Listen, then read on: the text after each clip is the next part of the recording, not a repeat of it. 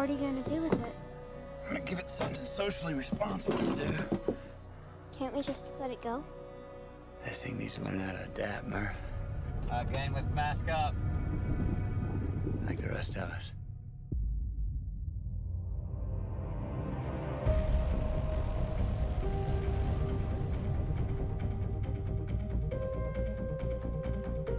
This world's a treasure. But it's been telling us to leave for a while now. Your daughter's generation will be the last to survive on Earth. You're the best pilot we ever had. Get out there and save the world. Everybody ready to say goodbye to our solar system? To our galaxy.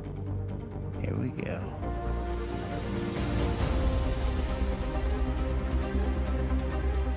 We're here. Want to get down fast, don't we? Actually, we want to get there in one piece. Hang on.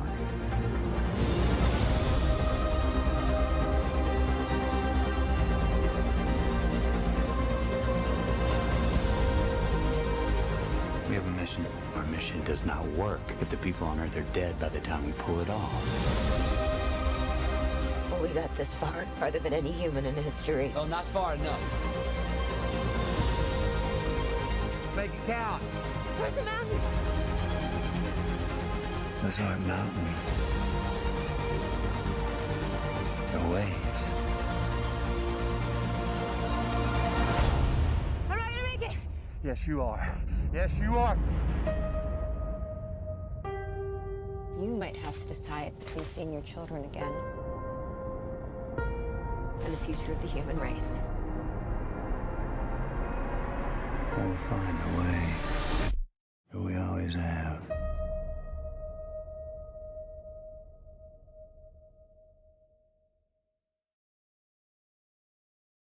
Hello guys, this is Absolute Randomness, bringing more Absolute Randomness, and today I'm bringing you the review on Interstellar with Just the Tip. And, so should we talk about the actors first? Yeah, I mean, they will obviously, I thought they had a pretty strong cast, you know, I mean, Matthew McConaughey, obviously. Hey, Yeah. everybody loves him, right? Anne Hathaway, great. Matt Damon was awesome, except it's like he wasn't even in there for very long, but Yeah, he was kind cool. of a sleeper in there, wasn't he? That was probably just to get the advertisements, I guess, you know. Yeah, that was pretty cool. And, but, yeah. Yeah. And I've always liked Michael Caine, I guess. He did okay in there. Ben Affleck, one of my favorite actors. I like his movies. Well, it's not even that he's a great actor, it's just the movies he's in are really good. And the CGI in the movie was amazing. Like the supernova, that was wow. Yeah, that was cool. And then like when they went to the wormhole, I thought that was pretty sweet. Yeah. And the way that they kind of made it, and they had a good point in the movie about the wormhole being a sphere. It was very realistic too. Like I thought that was pretty interesting. And I like how they actually explained it. Like they bent the paper and put a pencil through it. That was kind of cool. Yeah, that was sweet. Yeah. They did a pretty good job. No, I mean. Like I said, the wormhole I think was also kind of the biggest hole in the movie as well. And also the CGI and the robot guy, that was awesome. Yeah, well at first they had like those little square robots or whatever, and I was like, that's pretty cool. So simple, and then they started moving their arms. They started doing all the cool. Like I was like, yeah, that's exactly what I thought a robot would be able to do in the future. Yeah, and then the storyline, that was really awesome. Like, that took a lot of thought to make that, the storyline for it. Yeah, it was interesting, kind of complex, in a way. It was definitely a long movie, so they had a lot of time to kind of work out the plot. And, I mean, they definitely went into some crazy realms with the ending. And they kept you wanting more, a lot. Yeah, I definitely, and that's one of those movies that, I was kind of glad it was that as long as it was. It needed to be, in a way. Yeah. But I kind of, I wouldn't have minded another 30 minutes or so. We already sat through 3 hours. Give us another 30 minutes. Yeah. Be generous. And then what else was I gonna say? Just brain fart, I guess. Oh, the soundtrack. Hans Zimmer, he makes great soundtrack, and and the music is such an important part of any film, you know. And like the score is always a big part of it, and it really can make or break a movie. And I think they did a pretty solid job in this one. And one of the songs he had was actually using the organ. I'm like, wow, I haven't seen that in a movie for a long time. Most movies don't use the organ anymore, but it fit really well with the movie. Yeah, that's pretty cool. Yeah. And didn't expect Matt Damon to be the way he was in the movie. You know, I had no idea that Matt Damon was in the movie when I walked in there. I really had no idea. I didn't. But I smelled trouble when I saw him. I'll just say that. Well, just the way he was acting socially was kind of a sign. Yeah. And also just the scenario, like everything they were showing was kind of like really realistic as far as the storyline, like the world air being very filled with nitrogen and stuff. Yeah, cool. Really. Well, I mean, any change in the atmosphere, you know, or like especially the change in the balance of the chemicals in the air that we breathe could obviously cause big problems for the world. You know, it cause a lot of changes, you know, especially for humans. Maybe getting off the planet is possible. Maybe staying here is not. I don't know. Who knows? Yeah. And I was expecting like some of the big actors like Ben Affleck. I was expecting Casey Affleck. Yeah. Oh, sorry. Duh. Casey Affleck and Matt Damon. I was expecting to be bigger characters in the movie. Yeah, I wonder how much. Do they have anything? I have no idea if they had anything to do with like producing the movie or writing the movie or anything. So they may have had a bigger role in that rather than actually acting in the movie. I have no idea. That's true.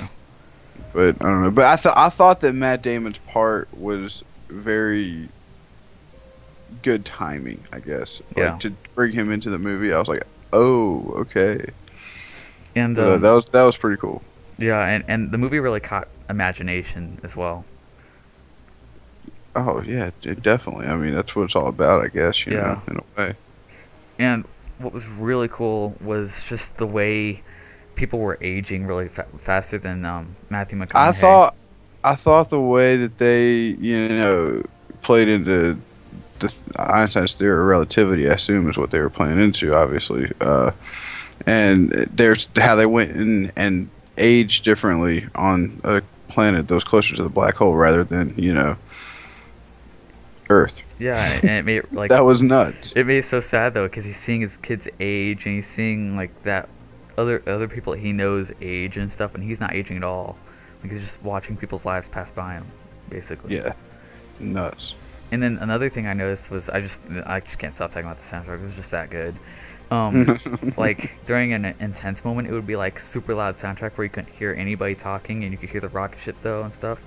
And then the second it was over, the music stopped and there was like complete silence. And I was just like, wow. Yeah. Yeah, and you're just. How about the part like when it all like started collapsing or whatever, and then he's just like floating in space. Yeah. And then there's a lot of moments where it was just like amazing. Yeah. Like they're like, those aren't mountains, those are waves. It's probably spoiler alerts, and by the way, all over this place. I know. Like we agreed not to do that, but I just there's a lot. Sorry, like we started talking about the movie and yeah. You're like, that was crazy, You're like, oh yeah, circular wormhole. I'm like, yep. Dude, that was crazy.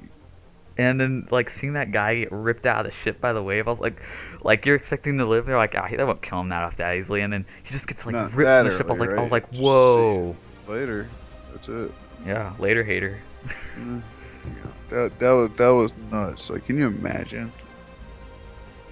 And they honestly they kind of left it open for a part 2 at the ending a little bit. Yeah, and the thing is, a part 2 would take that a whole different direction. I feel like it would.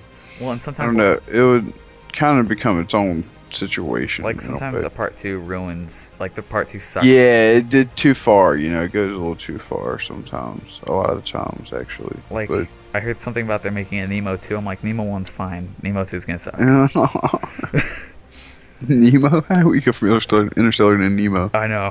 From spaceships to ocean. Yeah. Well, hey, we know more about the surface of the moon allegedly than we do our own oceans. Yeah. So well, it's because the surface of the moon's like nothing there. It's just really boring.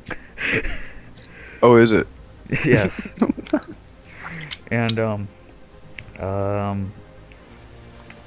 well, I like that sometimes when they were out in space, you didn't hear anything. Like they kept that pretty realistic. Or if something was going on, but they're out in space, you couldn't hear it because there's no sound. Yeah, in space. if they were like, if they had like I guess a third-person view of the spaceship or whatever.